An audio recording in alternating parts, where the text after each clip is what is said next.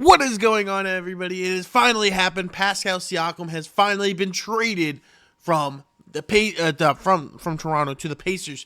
This is actually a pretty interesting trade here because it could be a very win-win for both sides. You know, the Raptors needed to move on from Pascal. It was going to be hard because he won't sign a contract with them, and he said he won't sign contracts anywhere else. I mean, the Kings were all in, and he said he ain't signing there, and there was that.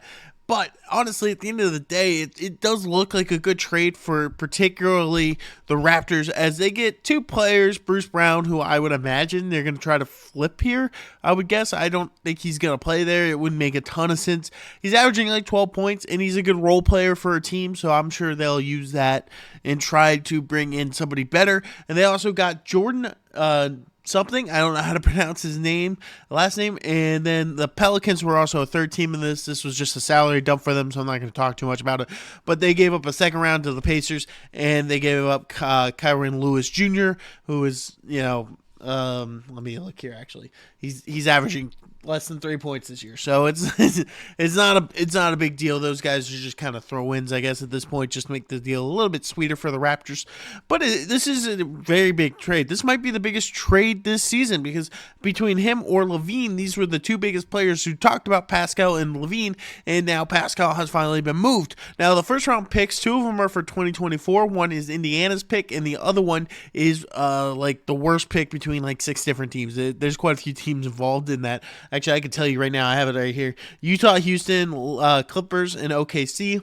So it's not going to be a good pick because, I mean, you're talking about outside of Utah, you're talking about a bunch of playoff teams. So it's not going to be a good draft pick. And the other one is for the 2026 first-round draft pick, which where the Pacers are, these two picks that they gave up their own, does not seem like it's going to be that big of a deal. I know I saw on Twitter a lot of people talking about how they think that the Raptors kind of fleeced them, but in my opinion, I don't know about that.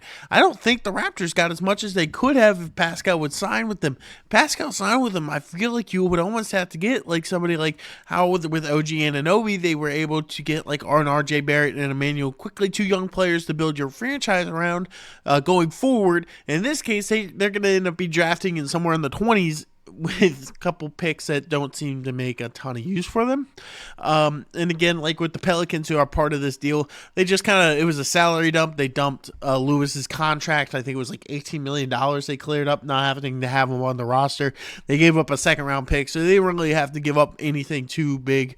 And like I said, for the Raptors, Bruce Brown is, he's a good role player for a team pushing for a championship, but at the end of the day, unless they're going to flip him, which I would imagine we're going to see another trade from the Raptors where they're flipping him. Now, I do know there's the trade stuff, but I think they can re-trade him either way at this point, and I think that's what they're going to evidently do because I think they're under the salary cap, so I don't think it matters.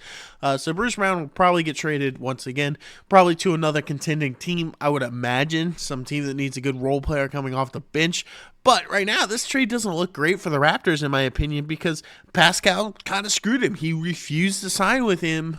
Or, when the Kings trade was up on possibility, they refused to sign with the Kings. And with all that, I don't know if he's going to sign with Indiana. So this could be a bad trade for both teams either way.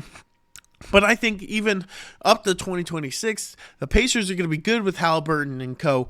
And I'm not sold that those picks are going to be completely worth it for Toronto. Now, again, Toronto needed to get Pascal off their team. He was either going to walk, so at least they got something for him. So I wouldn't say that this was like a really bad trade for Toronto. I just don't think it's as good as they could have gotten if Pascal would just sign with the team.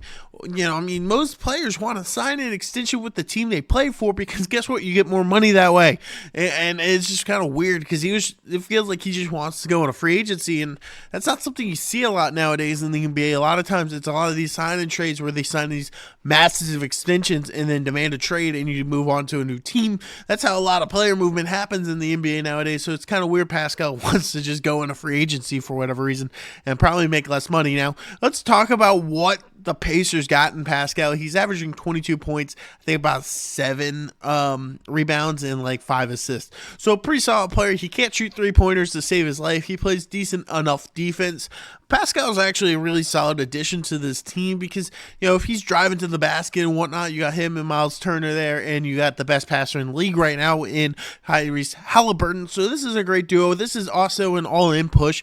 They are making a push to be that playoff team. They're probably going to end up around that 4th or 5th seed, I would imagine. I don't think they're getting past Philly, the Bucks, or Boston. I think they'll be in that 4th or 5th place seeding, which isn't that worst thing on planet Earth, because last year we watched an 8th seed pull up a 1 seed upset, so they would end up playing that 8th seed in the next round. So it wouldn't be the craziest thing to see them make a run now that they've added Pascal. So I think this is a good trade for Indiana. If I'm gonna have to grade these, I would say for Toronto, unfortunately, because Pascal wouldn't sign, I would say it's probably a C, because those draft picks, like I said, they're all going to be in the late 20s. I mean, the one is the worst selection between Houston, Clippers, OKC, Utah, and Indiana themselves. So one of those teams are drafting in late 20s.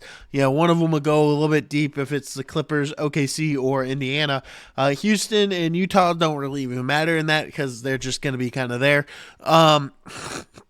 The third pick in 2026, it's nothing special because it's in 2026, and I think Indiana is going to be good in 2026, so they're probably all going to be in the 20s, so they're not great draft picks, so I would say a C, mostly because I think Pascal kind of screwed him a little bit by holding out and not signing a contract. And for the Indiana Pacers, I'm going to give it a B.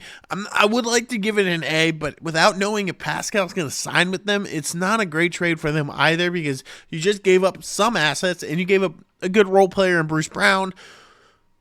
I'm just not sure. And the Pelicans, I'm not really giving a grade because it's just a salary dump. There's no point. They were just kind of there to dump salary and make the deal a little bit better for Toronto.